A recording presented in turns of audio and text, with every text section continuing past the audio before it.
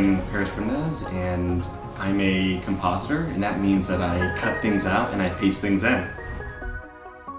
In the pipeline, compositing happens at the very end of a show. You have to pull in all of the assets or the frames from effect simulation, from matte painting, and from lighting, and you have to pull that all in and put it all into the same shot so that everything will mesh. On us, I had to put both the good family and the bad family in the same shot, and then up to the compositor to actually have those two shots merge and have them feel seamless. It is a shot that has a very firm foot planted in what is real, and a shot that always pulls focus, or a shot that always has your eye moved to where it should always be. If you want your focus on the character, you should always have all of your atmosphere and haze pulled away from that area so that the audience could always see it. So it is a shot that not only looks real, feels real, but has you looking exactly where you should look.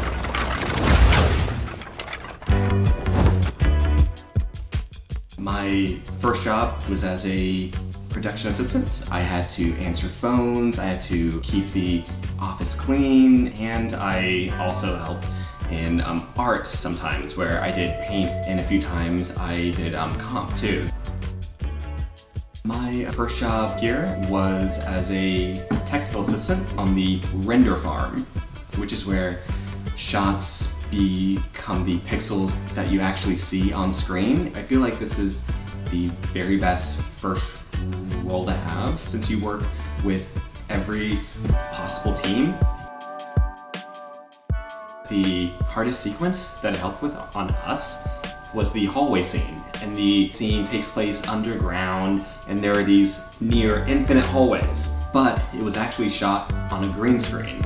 And it's up to the compositor to actually erase that green screen and then paste in what is actually behind it. And you get that from the matte painting department.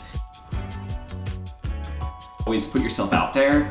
No one at a VFX studio will just ever walk up to you and say, hey, here's a shot to work on, or hey, here's that job you were asking for. I just saw you sitting back here. No, you always have to show people that you can handle it.